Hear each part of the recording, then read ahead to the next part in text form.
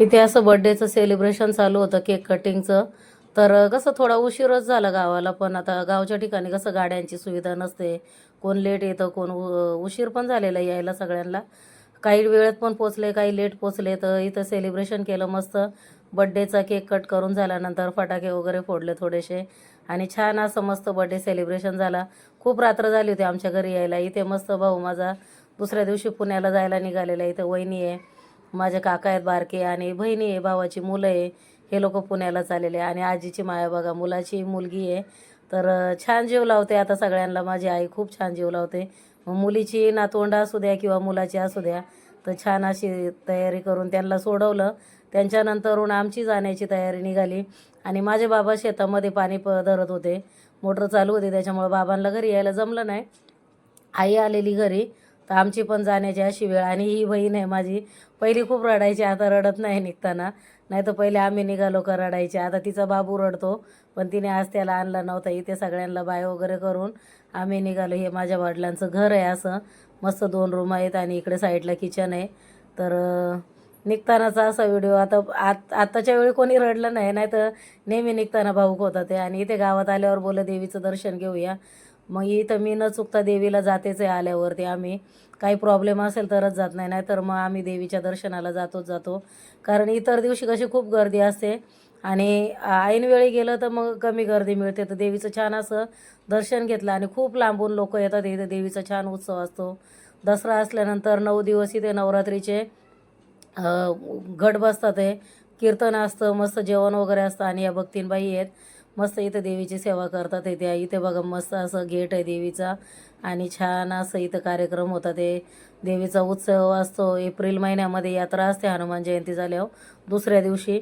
दसऱ्याला 10 दिवस कीर्तन असतं आणि इथे देवीच्या मंदिराच्या बाजूलाच इथे कार्यालय पण आहे. आमच्या गावातली लग्न वगैरे इथेच होतात ते. आणि आज रविवार होता तर बाजार पण लागलेला नाही, आमचा उपास होता. नंतर इकडे मुलीच्या इकडे आल्यानंतर पुढे थोडासा ऊसाचा रस घेतला, कारण उपवास असल्या कारण दुसरं काही खाऊ नाही शकत. तर ऊसाचा रस एवढे मोठे मोठे ग्लास होते, तर एवढा ऊसाचा रस पिऊन पोटच भरून गेलं आमचं. आणि इथं मुलींनी फोटो काढलेले. इथे आमच्या आठवणी आता थोड्याशा निघताना. इथे मुंबईला रिटर्न परत येताना सूर्य मावळायला गेलेला. तर आता येताना उशीरच झाला, 5 वाजले, तरी कोणाच्या घरी आम्ही थांबलो नाही. मुलीच्या घरी थोडा अर्धा तासच वेट केला. तर असा आमचा प्रवास, असं आमचं मुंबईला आल्यावरती परत दुसऱ्या दिवशी. कारण गावावरून आलं की थकवा पण येतो खूप असा, पण असं छान वाटतं माणसांच्यात गेल्यानंतर, तो थकवा निघून जातो आपला. गावचे लोक भेटतात, सगळं काही. तर असं प्रसन्न वाटतं एकदम. मला तर गावाला खूप आवडतं. तुम्हाला छान आवडतं की असे नाही नक्की सांगा. संध्याकाळचं जेवणाचं टायमिंग आहे आपलं. आणि मस्त इथे बघा आळूच्या वड्या मी हे करून घेतल्या, स्टीम करून मस्त अशा कट पण केल्या. ते इथे आपली डाळ बनवून झालेली पातेल्यामध्ये, इथे भात लावलेला आहे कुकरमध्ये. आणि आता छान इथे कढईमध्ये तेल गरम करायला ठेवलं आहे मी. छान अशा याच्यात आळूच्या वड्या तळून घेणार आहे. आणि गावावरून आलं का लय थंडीचे दिवस त्याच्यामध्ये. इथे नाही थंडी लागत एवढी, पण गावाला बऱ्यापैकी थंडी आहे. माझी स्किन पण हे झाली थोडीशी. मी काय आपलं स्किन रुटीन माझं काय नसतं, तोंडाला मी काय लावत नाही. त्याच्यासाठी आता 2-3 दिवसात इकडे आल्यावर होऊन जाईल बरोबर. तर आता छान आळूच्या वड्या मस्त अशा तळून घेते, मस्त बॉईल केल्या ते. आणि छान आता क्रिस्पी तळून घ्यायच्या. शॅलो फ्राय केलं तरी चालतं, छान लागतं ते शॅलो फ्राय केलं तरी. आणि बाकीची पण खूप कामं आहेत अजून. कपडे धुवा, हे करा. एक दिवस जायचं पण हाजाले असतो. घरी आल्यानंतर 2-3 दिवस कामं करायला लागतं. ते जायच्या आधी 1-2 दिवस तयारी करा, जायचं 2 दिवस, पण आल्यानंतर पण आणि जायच्या आधी पण 2 दिवस सगळी आवरावर करायला लागते.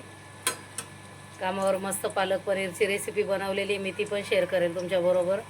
आणि इथे आता ही आळूच्या वड्यांचं मी पहिला व्हिडिओ टाकलेला आहे आळूच्या वडीचा, त्याच्यामुळे आता पूर्णपणे नाही केला आहे मी आळूच्या वडीचा व्हिडिओ. तर इथे छान अशा आळूच्या वड्या बनवते. आणि इथे कामावरती गेल्यावरती इथे मला पालक पनीर बनवायचं होतं. तर इथे तेलाचीच कढई होती, त्याच्यातच मी गरम पाणी करायला ठेवलं. कारण आदल्या दिवशी काहीतरी मी तळलेलं, त्याच्यामध्ये थोडंसं मीठ टाकून घेतलं. छान पालक अशी ब्लांच करून घेतली आणि थंड पाण्यात टाकली थोडीशी. नंतर वरती काढून त्याच्यात बर्फ काढून त्याला पेस्ट करून घेतली. आणि इथे मसाले, कांदा कट केला आहे, लसूण कट केला आहे, टोमॅटो आणि एक मिरची कट केली आणि ड्राय मसाले काढून घेतले होते. धना जिरा पावडर आहे, मिरची पावडर, मीठ आणि हळद आहे. तर इथे तेलामध्ये जिरं टाकायचं. जिरं टाकल्यानंतर लसूण, मिरची कापलेली आणि हा कापलेला कांदा टाकून घ्यायचा. त्याच्या बाजूला टोमॅटो टाकून घ्यायचे. थोडीशी आलं लसूणची पेस्ट आणि इकडे पनीर सॉटे करायला ठेवलं. हे आपले ड्राय मसाले आहेत.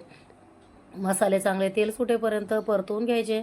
आणि हे पालकचं पाणी मी फेकून नाही दिलेलं, कारण पालक उकळल्यानंतर त्याचं सगळं सत्व त्याच्यामध्ये जातं. तर तेच टाकून मी ग्रेव्ही छान परतून घेतली आणि मस्त फ्रेश क्रीम वगैरे टाकून पालकची ग्रेव्ही अशी शिजवून घेतली. आणि बाजूच्या ताई नाही आहेत, मुली आहेत, त्यांच्या मुलीकडे गेलेल्या आहेत. दुसरी मुलगी आहे त्यांची. आणि आम्हाला असं काही केलं की एक दुसऱ्याला शेअर करून खायचं असतं. त्या पण मला सोडून काही खात नाही, मी पण त्यांना सोडून काही खात नाही. म्हणजे असं काही गावावरून आलं तर काही नवीन आपण बनवलं तर मग देतो एक दुसऱ्याला. पण आमचं रोजचं पण चालू असतं, गावच्यासारखं हे नसेल तर ते द्या, ते नसेल तर हे द्या, चालून जातं असं. कधी कधी त्या पण माझी खूप काळजी करतात. ते गावी गेलं तर दूध आणून ठेवू का, हे करून ठेवू का, जेवण बनवून ठेवतात ते कधी कधी. तर चालू असतं आमच्या दोघींमध्ये असं. आणि छान आहेत माझे शेजारी वगैरे, खूप छान आहे. तसे सगळीकडेच मला शेजारी छान भेटतात आहे. आणि ह्या ताई पण खूप छान आहेत. तर मी बघू आता बोलत त्यांच्या मुलीला थोड्याशा वड्या देते. आणि त्यांना आवडतं मी केलेलं वड्या वगैरे असं. गावच्या पद्धतीत असतं माझं जेवण, तर आवडतं मुलींना. तर आता देऊया पोरींना पण. छान अशा मस्त क्रिस्पी झालेल्या वड्या. मस्त तुम्ही पण ट्राय करा, बघा नक्की बनवून. आणि कॉर्नफ्लॉवर नक्की टाका 1 चमचा. तांदळाचं पीठ जरी असेल ना तरी पण कॉर्नफ्लॉवर नक्की टाका. छान मस्त क्रिस्पी आणि खुसखुशीत होतात. आता माझा चेहरा एकदम थकला आहे, कारण कसं कालचा गावावरून आलेला प्रवास, लग्न, बड्डे, खूप दगदग झाली 2-3 दिवस. आराम पण मिळाला तसा, पण कसं जाऊन येऊन ट्रॅव्हलिंग करा, इकडं येऊन परत कामावर जा, तिकडे गेल्यानंतर पण असतेच आहे धावपळ. आईवडिलांना थोडंसं काम करू लागतो. वडील तर माझे कसं वाईट पण वाटतं, या वयामध्ये शेती करतात ते, पण आता काय करायचं. दोघं पण भाऊ इकडे कामाला, त्याच्यासाठी खूप मेहनत घेतात दोघं पण. आई वडील खूप मेहनत करतात ते. आणि एक कामासाठी वडिलांना 4 वेळा चक्कर मारावी लागते. शेत एवढा लांब आहेत, काही काही घराच्या मागे आहेत, पण मोटर आणि विहीर लांब असल्या कारणाने लाईटी गेल्या एवढ्या लांब जावं लागतं. 2-3 किलोमीटर सायकलवर जातात, कधी चालत पण जातात. इचुकाट्याची भीती वाटते, गवत वाढलेलं असतं गावच्या ठिकाणी, भीती पण वाटते.